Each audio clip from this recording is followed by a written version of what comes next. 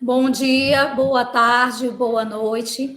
Estou aqui ao lado dos meus queridos parceiros, parceiras, amigo e amiga Fernando Sobia e Rafa H6, a quem eu sou grata por essa convivência semanal, que acaba aqui sendo quase que diária nos nossos grupos, Instagram e tal. Fernando saiu no jornal hoje, hein, gente? O homem é chique, eu vi.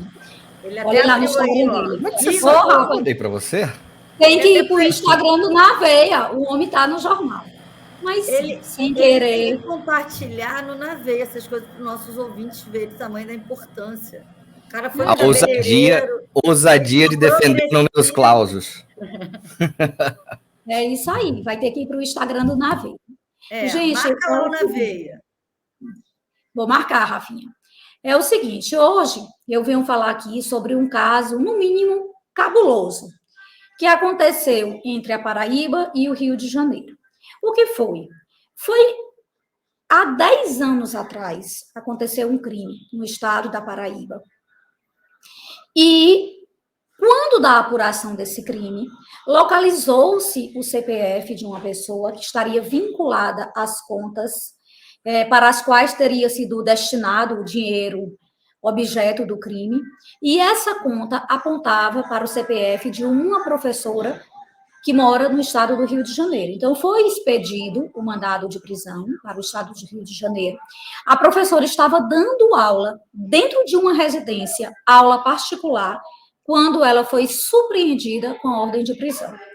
Como nós sabemos, no Brasil, quando uma pessoa é presa, ela segue para a audiência de custódia. Reza a lenda que a audiência de custódia tem dois objetivos fundamentais. Vocês já estão carecas, igual o Fernando, de ouvir falar isso. O primeiro Ó, é, pegou de sacanagem.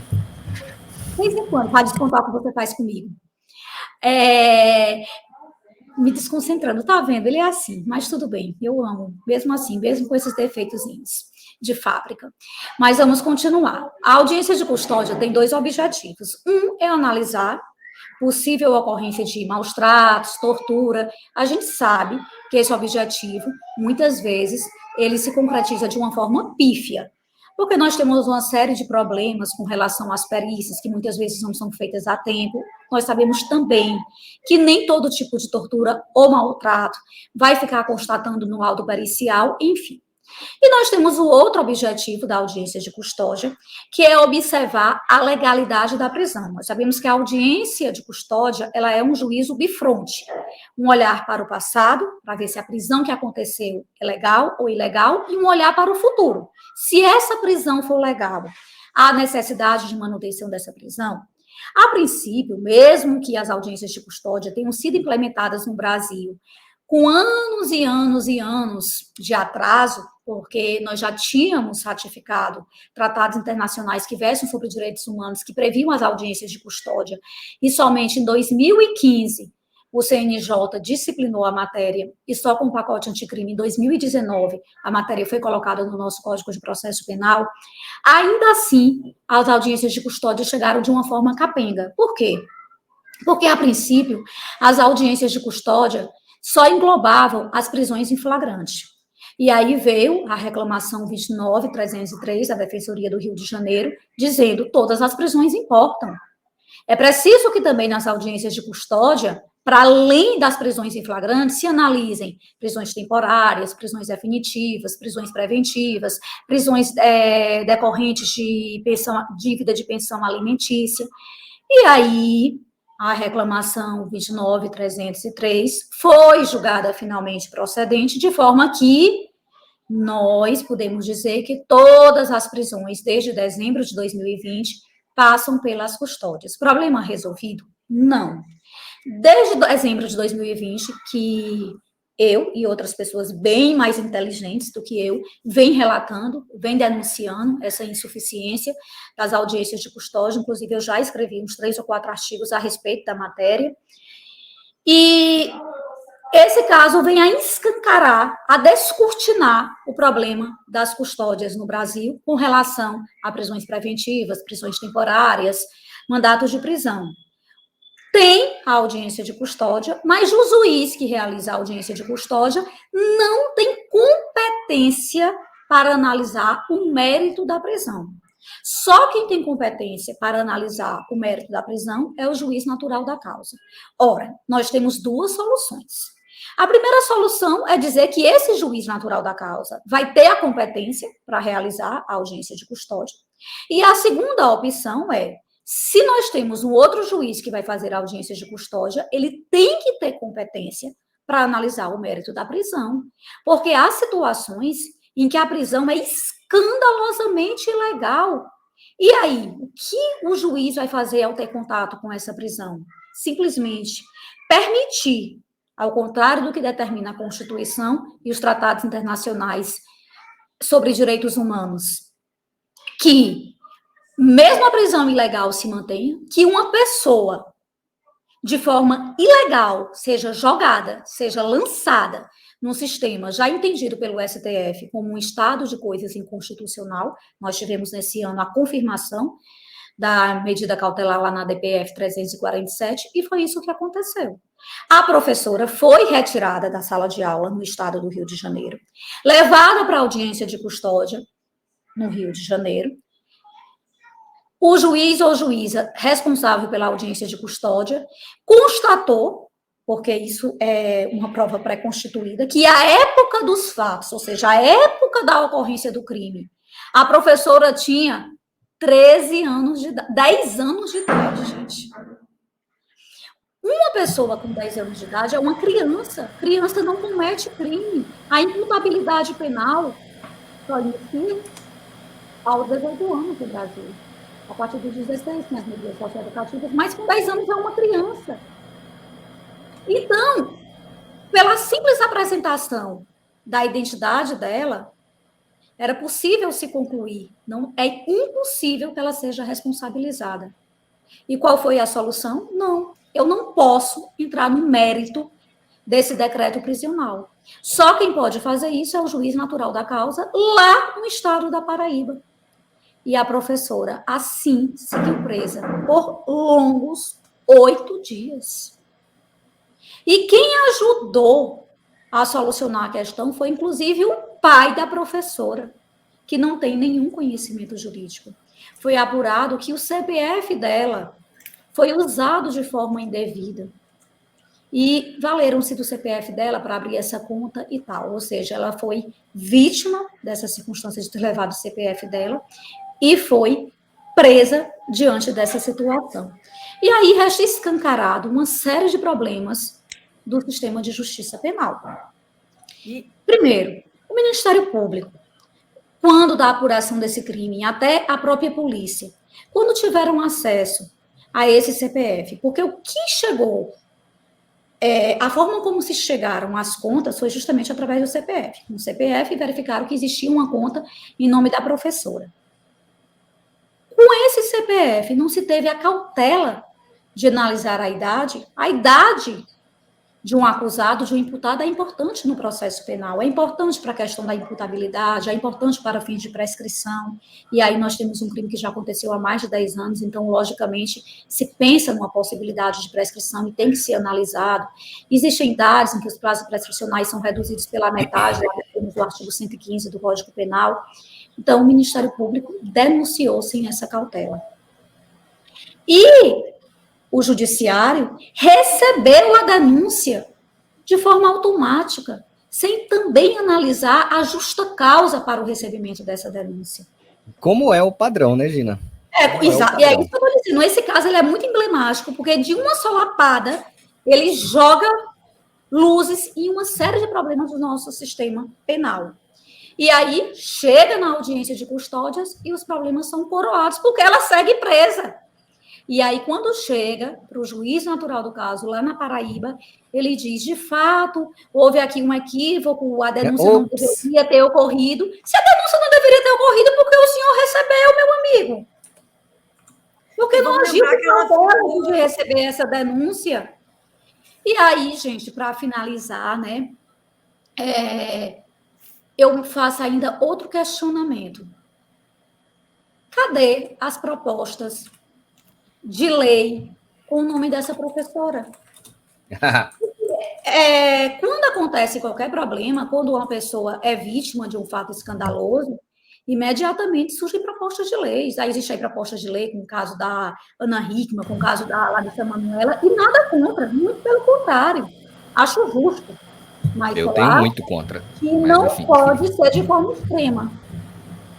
Quando é em favor da vítima, várias leis, nós temos aí a Lei Mariana Ferri, nós temos a Lei Henri Borel, a Lei Maria da Penha, a Lei Joana Maranhão, a Lei Carolina Dickmann, a Lei Cristiana Araújo, dentre tantas outras. Agora, quando a gente vê um escândalo em que a injustiça pesa em desfavor de um acusado, de um imputado, nós não enxergamos nenhuma movimentação. E aí a gente poderia questionar por que essas injustiças experimentadas por pessoas acusadas não podem trazer mudanças legislativas. Em tese, até pode. Só que é preciso lembrar que o legislativo segue uma pauta majoritária, que o legislativo sabe que trazer leis que não sejam para favorecer vítimas ou endurecer o tratamento das pessoas acusadas pode trazer prejuízos na próxima eleição. E aí a gente vê como vigora o populismo penal, que é justamente esse estratagema que os políticos usam para manipular a opinião pública, muitas vezes valendo-se das leis, trazendo penas mais rígidas, tratamentos mais rígidos, e para os acusados, nada de direito e garantia fundamental. Infelizmente, é assim que funciona o legislativo, e como eu estou dizendo, isso tem não uma explicação correta, mas tem uma explicação, que é a questão da pauta majoritária, mas não é essa a função do judiciário. O judiciário tem justamente, dentro do sistema de freios e contrapesos, essencial em uma constituição democrática, a função contra-majoritária. Então, nosso apelo é para que o judiciário reveja essas audiências de custódia, para que, de fato, essas audiências de custódia cumpram o seu papel de se analisar a prisão. Ou a gente muda para que o juiz natural seja o responsável pela audiência de custódia, ou a gente faz com que as partes, defesa, Ministério Público e juiz, tenham acesso aos autos que originaram a prisão, para que se possa, sim, debater a prisão, para evitar que outras pessoas, como a professora, fiquem presas de forma injusta, desnecessária, desumana, causando um verdadeiro trauma. Ela disse em entrevista que está traumatizada. E, por óbvio, toda a família também. Então, acho que eu já falei demais, né? Passa aí a palavra para os meus queridos e querida Fernando, Sobia e Rafa Gasteiz. Eu posso falar primeiro, Fernando? Ou você já... Claro, porque você É óbvio. Eu queria só pegar o nome da professora, né? Porque para a gente falar o nome, né? Para a gente dar nome, é né? Samara, né? Hã? Samara. Samara? Porque essas pessoas, né, têm que deixar de serem invisibilizadas, né? Elas já são invisibilizadas, né? No momento em que você, Gina, você falou tudo, né? É muito triste porque a gente usa tanto aquela argumentação, poder geral de cautela do juiz, né? Serve o quê? Só para decretar, que você também sempre critica, né? Prisões de ofício, né? Solturas aí claramente necessárias, né? Porque o juiz pode conceder ordem de habeas corpus de ofício, ele não precisa do juiz natural aí para que uma prisão de alguém que era inimputável, gente, nem ato infracional, como a Gina disse, né? E é importante a gente perceber que ela perdeu a formatura dela, ela ficou 8 dias encarcerada, ela teve um sistema que demorou muito tempo para rever, porque se o juiz da audiência de custódia do Rio de Janeiro já de plano observou essa situação, não é possível que o próprio sistema, que por mais que ele entenda aí que teria que ser analisado pelo juiz natural, como demorar 8 dias para essa análise? Não tem urgência, então? Se a gente vê um prazo de 24 horas para a realização da audiência de custódia, se esse juiz está dizendo que o princípio da inafastabilidade, né, do controle judicial, as lesões, né, ou ameaça de lesão a direito, ele existe, como que uma coisa que estava claramente legal, já que, mesmo que se entenda, e a Gina falou muito bem, não se entenda, quem tem que controlar a legalidade da prisão é o juiz da custódia, e não o juiz que expediu esse mandado de prisão, Mas mesmo que se entendesse assim, deveria ter uma comunicação de plano para que esse juiz natural, entre aspas, analise aí essa prisão, o que não aconteceu, porque 8 dias, senhores, não me parece que seja nem um pouco razoável que alguém fique injustamente preso. É uma vida para quem está preso. Então, se estipulou essa circunstância em que não vou analisar, então, pelo menos, tomasse as providências. Então, o Poder Judiciário, que é único, ele não pode simplesmente lavar as mãos aqui, como fez nesse caso. E a gente que está no grupo dos defensores criminais, você vê toda hora os defensores do país inteiro pedindo ajuda aos colegas de outro estado para tentar secar algum gelo. Então, eu acho assim que nós, defensores, temos tido esse papel assim, de buscar o processo no PJE, que muitas vezes, na própria audiência de custódia, você vê os defensores pedindo ajuda, porque chega um mandato sem nenhuma instrução, ninguém sabe. Então, se não contar com a boa vontade de outros colegas de outro estado, agora, cadê o Ministério Público? Cadê o Poder Judiciário, que não instrui também esses mandados? E os defensores ficam contando com a boa vontade. Graças a Deus, temos centenas aí, milhares de defensores voluntariosos que ajudam. A gente tem um grupo, mas não é para ser assim. Quem tem que secar esse gelo não é o defensor público. Quem tem que instruir, né, uma custódia para que seja avaliada não é o defensor público. E o que a gente vê na prática é que, muitas vezes, quem vai instruir para que demonstrar a ilegalidade da prisão é o defensor, contando com a ajuda de defensores de outros estados. Então, é lamentável essa história. Como diz a Gina, ela traz realmente assim um resumo do estado de total esvaziamento das audiências de custódia, e para ser reavaliado, sim. A situação da Samara tem que trazer luzes ao absurdo que se tornou a audiência de custódia, que virou mais um chancelador, né, de ilegalidades, e não um coibidor delas. Então, estou com Gina e não abro, Tim Gina Muniz, tá? E vamos ouvir agora a Fernanda. E eu só queria acrescentar que no Rio também o Gustavo Nobre, né, que foi uma das vítimas de reconhecimento ilegal, ficou mais de um ano preso, acho que foi 364 dias, faltou um dia para completar um ano. A Justiça do Rio de Janeiro negou a indenização a ele por um erro claro judicial, e ele agora, com certeza, vai para as instâncias superiores, mas a primeira instância que negou a ele indenização, uma pessoa que ficou quase um ano presa injustamente. Então, aí o juiz tem o cartão negado, rejeitado no supermercado, e ganha 100 mil de indenização, porque... Né? Vai para o aeroporto errado e perde o voo e ganha, não sei quantos que teve aqui também, né? É isso, cara, gente. Para mim, isso aí é claramente um problema de como a Gina começou, né? Da percepção sobre a audiência de custódia. A audiência de custódia não serve apenas para verificar a tortura e também não serve apenas para decidir sobre o status de liberdade do acusado, ou do caso do flagranteado, do autuado. Serve para os dois, né? Por isso é que elas são feitas também no caso das prisões por mandado. Agora, se for para tratar a prisão por mandado, como tem sido feito, só para bater o carimbo e falar, não foi escrotizado, não foi esculachado, então vai prender, e aí boa sorte com o juiz que te prendeu, não tem nada a ver com isso, inutiliza. Poxa, no mínimo, quando a ilegalidade for patente, eu acho, inclusive, que dá para se cogitar até crime de abuso de autoridade, do juiz que reconhece uma ilegalidade patente e não declara essa ilegalidade. E isso também funciona no cível, sabia? Que agora, como eu estou na infância e juventude, nos meus plantões, eu faço audiência de custódia por prisão de alimentos, né? Do devedor de alimentos. E mais de uma vez, na audiência de custódia, eu falo, olha, gente, eu estou aqui com os comprovantes, estou aqui com uma declaração da credora dizendo que já está tudo pago, vamos soltar ele e deixar ele juntar esse comprovante no processo lá? Ah, não posso. Fala, pô, mas o processo é do Piauí, sei lá. Até eu mandar para o defensor, ele juntar, o juiz do caso analisar. E convenhamos, é um plantão. Isso vai demorar 2, 3 dias, no mínimo, vai, porque é o trâmite, é burocrático. Sendo benevolente, né, Fernando? 2, 3 não, partindo da premissa que o pessoal vai correr atrás. E aí, não posso revogar. Poxa, é patente que o sujeito não tem necessidade de ficar preso.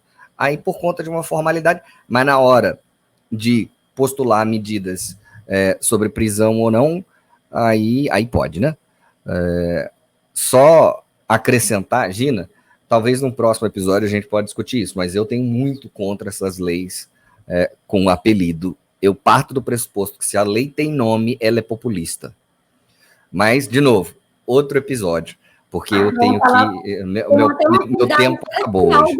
Para falar sobre o populismo, viu, gente? Uma referência na matéria, a professora Antonella Galindo. Bom, gente, fazendo coro aqui ao convite.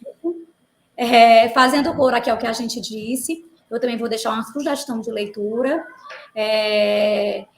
Eu, juntamente com Beron Rocha, defensor do Ceará, e o professor Lênio Streck, escrevemos sobre a matéria no site da Conjunta, certo? Então, quem quiser dar uma complementada, fica aí essa dica de leitura. Gina, como sempre, com gigantes, né? A Gina, ela anda com a gente, Rafa, por caridade, porque o patamar dela é outro. Não, é justamente por isso que eu gosto de andar com gente mais inteligente do que eu, gente que tem a minha proposta. Não, essa semana de Rafa e Fernando. Ela tem lançamento de livro em Brasília, outro. Agora no STF. É o livro que ela escreveu com Boaventura de Souza Santos. Tipo, de boa. Eu não tenho mais roupa para andar com Gina nem com o Fernando. Gente, eu sigo sendo a cotista aqui. Eu agradeço imensamente mais um ano sendo aqui carregada no colo por esses gigantes. E, olha, o episódio de hoje está naquele jeitinho que a gente gosta, né? Falando... Pois é. Enfiando Gina o dedo Pistola na ferida. E só para lembrar também, ninguém está fazendo audiência de custódia, ninguém está lá sem receber, não, gente. Então, juízes, promotores e defensores, vocês têm que trabalhar. Aquilo ali não é proforme, não, tá, galera? É a vida das pessoas. Vamos lembrar que atrás daquele nomezinho, daquele CPF lá, tem vidas, né? Então, vamos botar alguém aí. E eu acho muito legal essa ideia do Fernando de começar a pensar mesmo, né? Abuso de autoridade, né? Ou se não... Vamos olho por olho, dente por dente. Prisão ilegal. Então, como uma forma de retribuir, você vai ficar também 8 dias lá no cárcere para ver se não é melhor agilizar aí a situação dos réus.